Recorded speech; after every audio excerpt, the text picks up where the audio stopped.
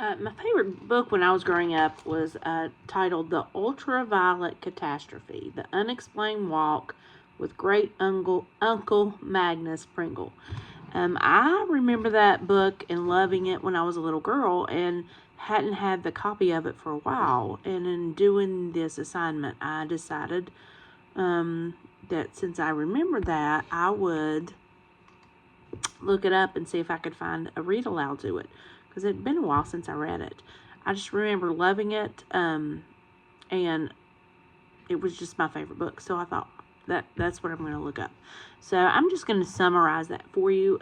So the book is about a little girl, and she begins the story in a tree, and her mom's coming to get her, and she's wanting her to come down, and she's up in that tree, and she's using her imagination, and she's fighting the tree pirates.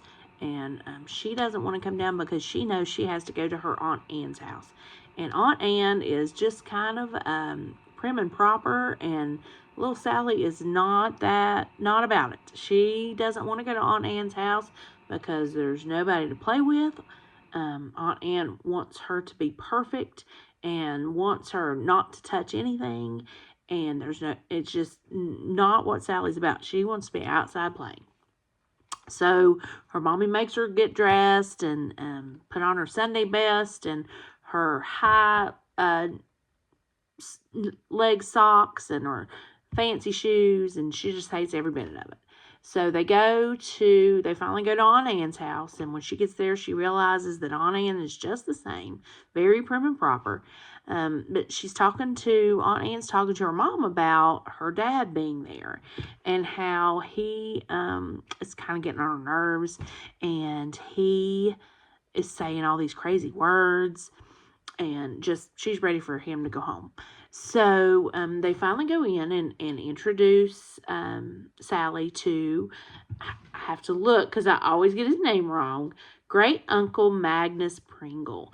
And he is over in the corner looking just spiffy and just right.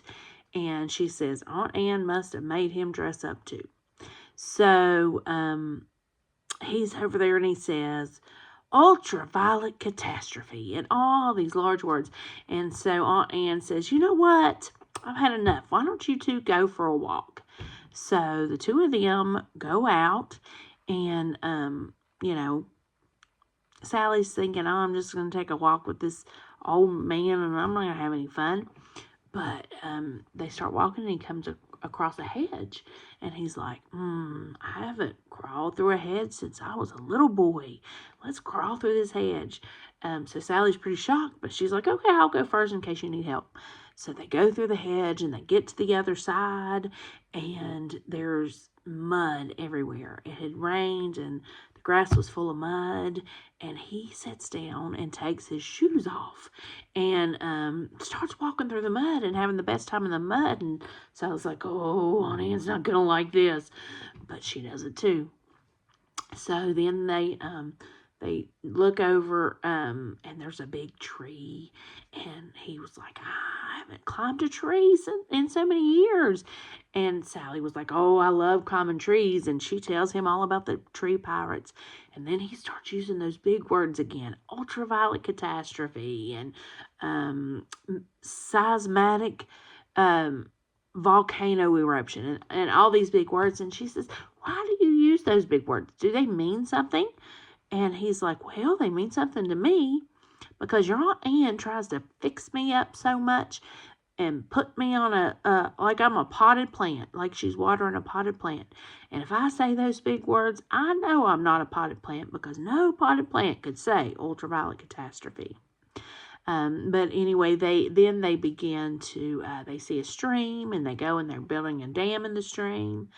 And then they look up, and there's this big cow, and it has a calf, and it doesn't look happy because they are invading her territory where she wants to take her calf and get it some water.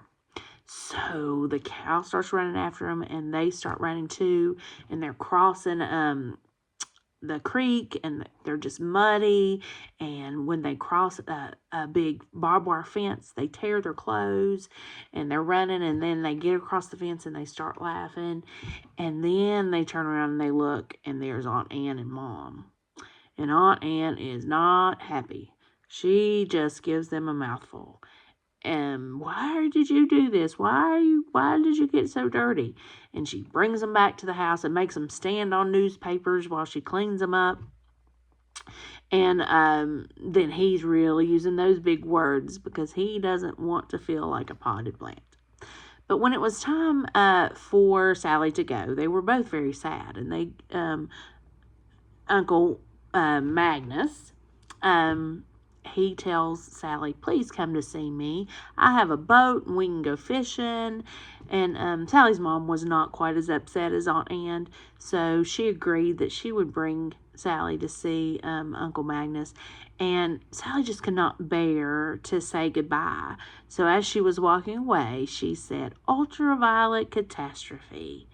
And that's how she ended the book. She went to walk to the bus, and so I loved that little book when I was a kid. I think I was a bit of a tomboy, and I wanted to be outside and playing, and so I related to Sally in that, and not wanting to have to get dressed. And it was also just a sweet story about an older person and a younger person, and I think there's a connection there when you get an older person and a younger person together that us in between people just we miss out on. So again, that was one of my favorite books, and I hope you enjoyed the summary.